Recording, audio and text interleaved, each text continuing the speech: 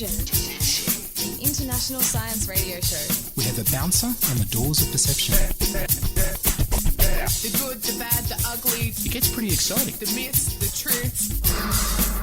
Toxicology. Astroseismology. Magnetism. The dark side. Genetically engineered potatoes. Planetoid. Planetoid. I love that word.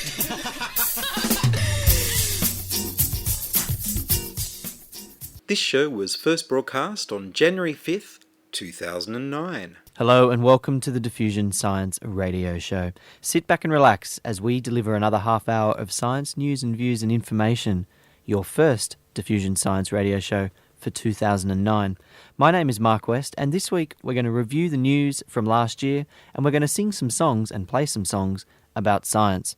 Joining me today we have Ian Woolf, Charles Willock, Patrick Rubie, Kalvin Ng, and Dave, the happy singer, who is going to entertain us a little bit with some improvised songs.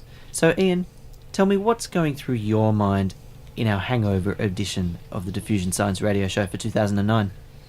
Well, I saw a story from Japan about them being able to scan what's on our minds with a brain scanner.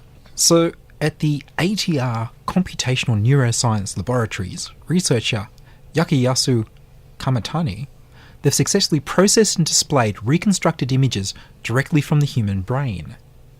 They first showed participants 400 different still images to work out their visual thought patterns, and then they showed them the letters that make up the word neuron and successfully reconstructed them by looking at brain activity on the screen. So you can look at the images online if you go and look up the Computational Neuroscience Laboratories experiments, and you can actually see the letters that were shown, the N, the E, the U, the R, the O, and the images that they got from the brain and how closely they match. So the full results were published in Neuron. Dr. Kruger says they think someday the tech could be used to hack into people's dreams. So they're showing people images of various things, and then at a later time, and reading their brain activity at the time, and then at a later time looking at the brain activity and then inferring what they've just seen. Well, they're not just inferring, they've got software that actually maps it into a picture on a screen. Oh, okay. So that you get to see what they saw. So it even works for pictures they hadn't seen before. That's the idea. They're trying to translate it. And the thing is, basically, this builds on technology from 2005, where we covered the story on Diffusion that they were doing this with cats. Mm-hmm. That they had cats watching action movies, because cats track fast movement, and they were able to translate from the signals in the visual cortex of the cat's brains into an image on a screen that matched the movie that the cats were watching. So you could see what the cat was seeing. So eventually they think that maybe they can scan people whilst they're dreaming and then replay it to them in the morning, and maybe they'll remember what they saw. Something like that, perhaps. Well, it could be far more than that. I mean, on the one hand, yes, you could record your dreams, but you could equally record someone else's dreams and watch them, or you could perhaps record other people's experiences and play them back for new people. So how would that go in the case of, say, someone had committed a crime, say a murder, and you could sort of just do a brain dump of what they actually saw and prove whether they're innocent or not? Would that be an option? Well, in order to get a brain dump of what they saw, you'd have to be able to get it to people's memories, which they don't have yet. At the moment, They're just getting immediately what they see. So if you were wearing some device that recorded your brainwaves continuously, then we'd get a record of what you saw. But at this point, they're just looking at immediately decoding the visual signal back into the visual input. Right. Now, I remember back in, 92, 93, there was quite a bit of discussion in the literature about the grandmother cell in memory. So what you had is somehow there was a lot of discussion about whether there was an encoding of a memory into a particular cell. So if, for example, there was such a thing, such a cell that actually represented your grandmother or some other object, and you wanted to zap it, then you could do so and zap that, and then people would have no memory of their grandmother. And that was a kind of a quirky thing. I don't know whatever happened to that. But it's unfortunate name, isn't it? The grandmother cell. Well, yes. Said, the cell that remembers when you play cricket. But hi to all those wonderful grandmothers out there. not meant to be Part of the issue derogatory. with memory is that it's not just the individual cells, it's the connections between the cells, which Right. are what forms memory. And it's a matter of deciphering how the connections will produce a signal that in such way is interpreted as a memory in your brain. That's a lot of how the brain works is to do with the interconnectivity of the neurons, not just the actual neurons themselves. Well, Pat, you're one person whose brain we probably wouldn't want to read with regards to your memory, and you've got a question regarding a topic regarding your New Year's celebrations and turning bad wine into good wine. I do. That's something that's very close to my heart, I have to say, and often in my head, especially the day after. What we have here is we have a bit of research which is going to really, really upset the prestigious wine growers around the world on how to make cheap wine into good wine. And how do you do that? Because it doesn't help. It doesn't just annoy the wine growers. It's probably really good for students. It is actually. It's very good for students. The key to it is electricity. Right.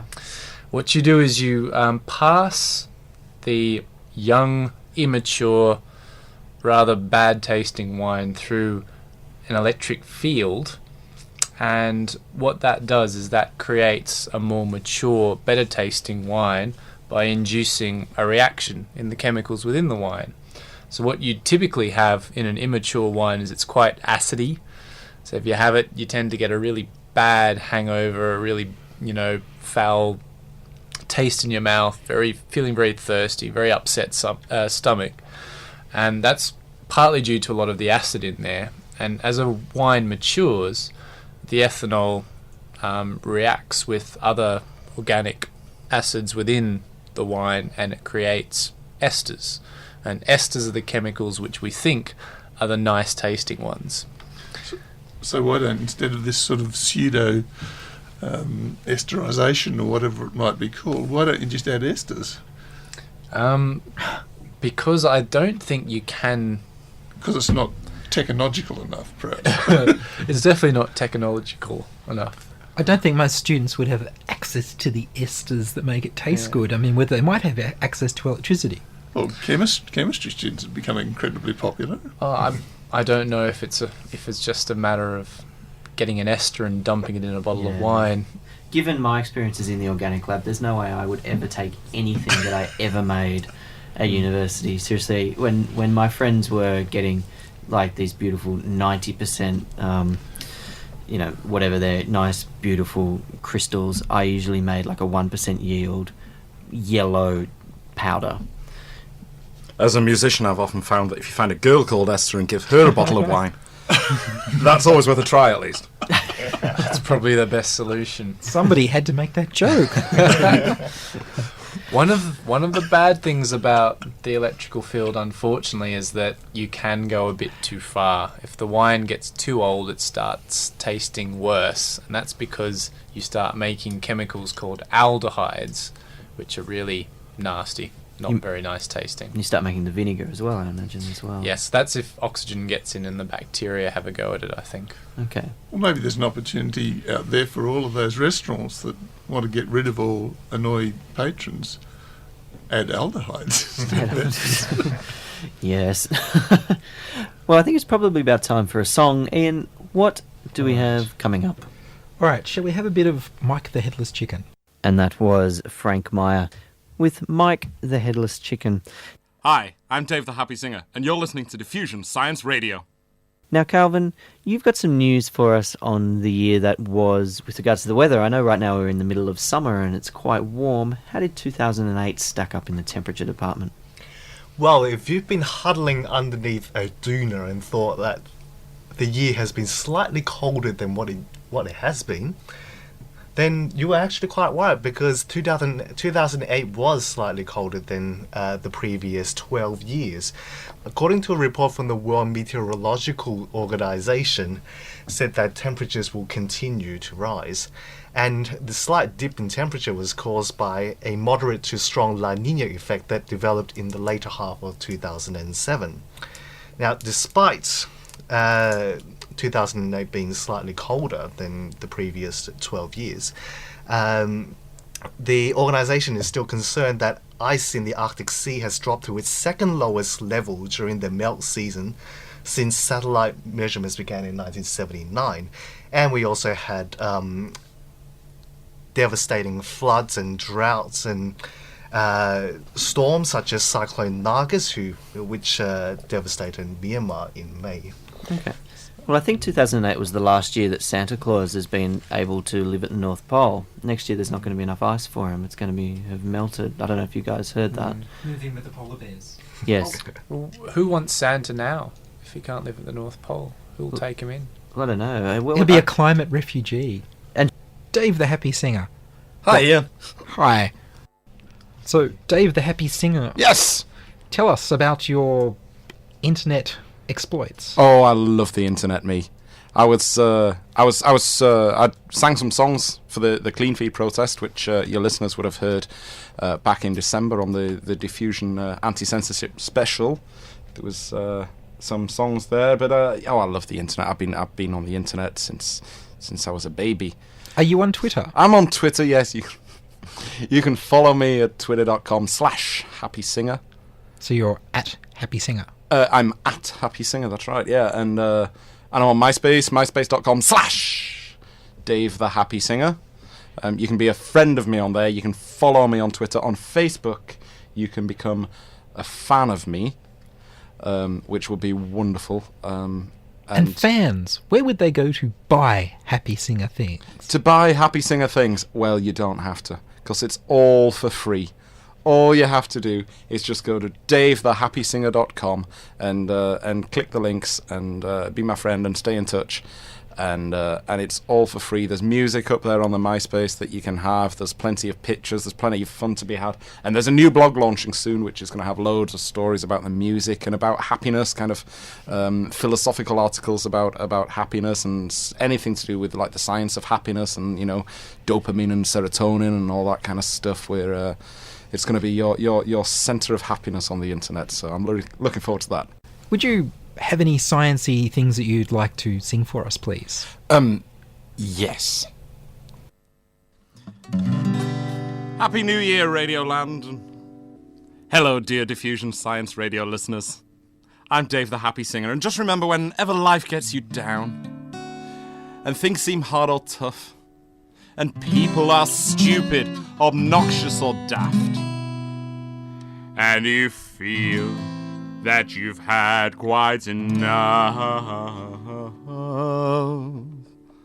just remember that you're standing on a planet that's evolving, revolving at 900 miles an hour. It's orbiting at 19 miles a second, so it's reckoned a sun that is the source of all our power. The sun and you and me and all the stars that we can see go round at 1 million miles a day, in and out a spiral arm at 40,000 miles an hour of the galaxy we call the Milky Way.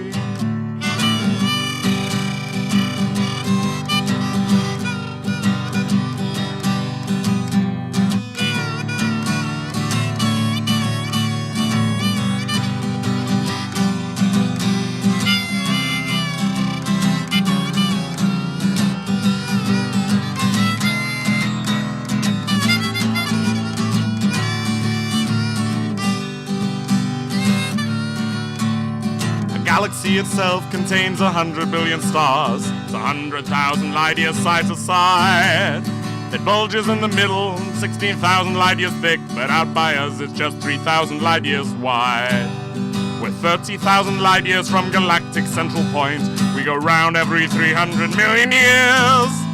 And our galaxy is one of only millions of billions in this amazing and expanding universe.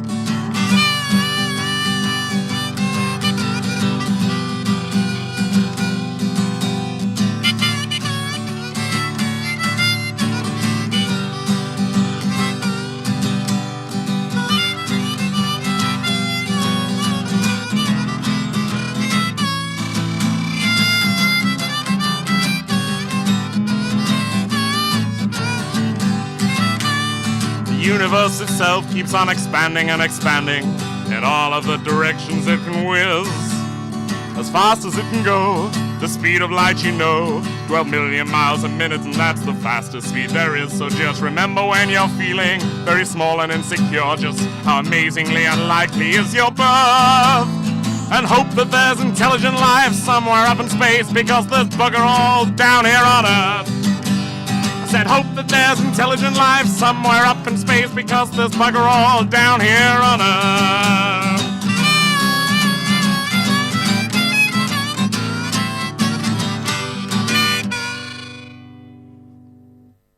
And Dave, the happy singer there, with a very authentic version of a Monty Python song. You've even got the accent. Now, we're also thinking of laying down the challenge for you, Dave, the happy singer, to perhaps sing on the spot a song about the types of things that we've been talking about today, whether that be bad wine to good, whether that be 2008 being the one of the warmest years on record, but still colder than 2007. Or whether machines can read your mind.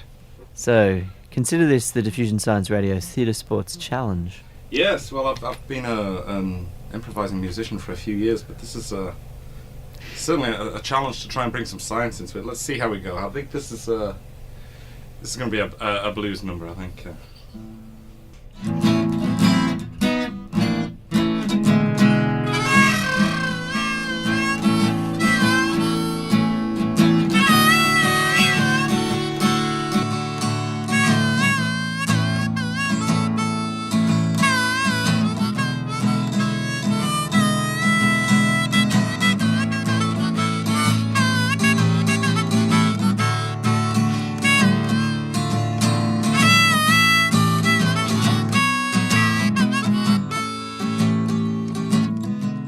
I got the blues, let me tell you.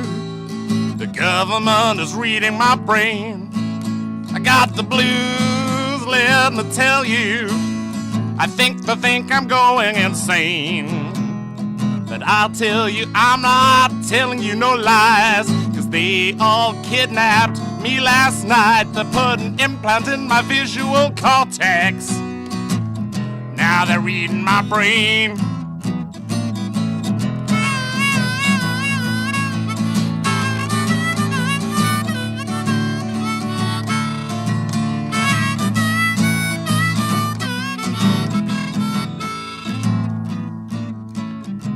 I went out with a girl called Esther. We drank some very cheap wine. Then I showed her my party trick. I made the nasty stuff taste fine. Then she complained to the cops and the government picked me up. They know that I'm innocent 'cause they're reading my brain, oh yeah.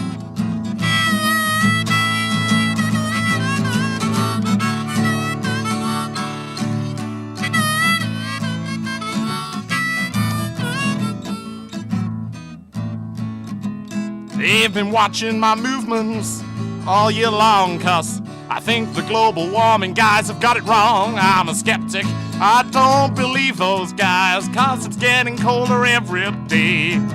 And even Santa Claus will have to move to Lapland. There won't be ice at the North Pole. But I know this and the government's scared, and that's why they're monitoring my soul. I got the blues. They're reading my brain, I got the blues. What do you mean I'm insane? I got the blues. The government's reading my brain.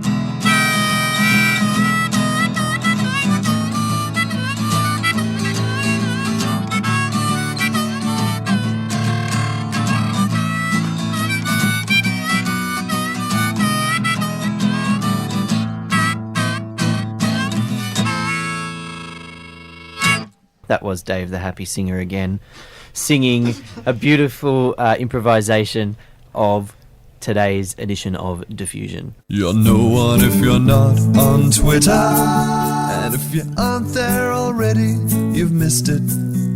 If you haven't been bookmarked, retweeted and blogged, you might as well not have existed. You might as well not have existed.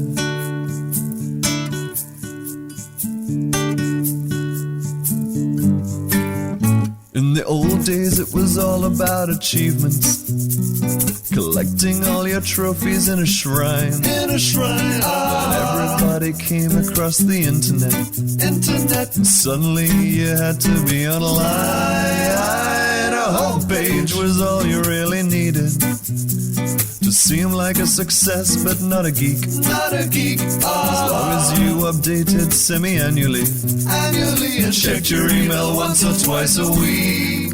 But now you're no one if you're not on Twitter, and if you aren't there already, you've missed it. If you haven't been bookmarked, retweeted, and blogged, you might as well not have existed. You might as well not have existed.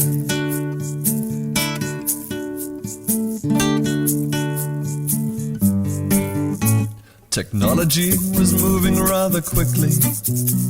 The next thing you needed was a blog. With intimate and detailed press releases. Now and then a photo of your dog. More recently the students brought us Facebook, and everybody has 100 friends. The parties and the photos look amazing.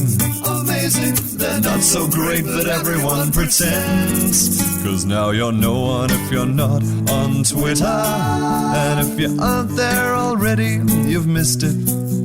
If you haven't been bookmarked, retweeted, and blogged, you might as well not have existed.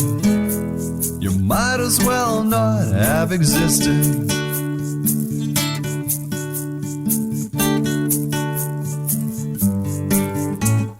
Now you need to publish every movement and every single thought to cross your mind. I'm told the Twitterverse is full of rubbish. But most of us are really quite refined. We validate each other's insecurities and brag about the gadgets that we've bought. We laugh out loud at every hint of jolliness and try to self-promote without being caught. 'Cause now you're no one if you're not on Twitter, and if you aren't there already, you've missed it. If you haven't been bookmarked, retweeted, and blogged, you might as well not have existed. Oh yes, you might as well not have existed.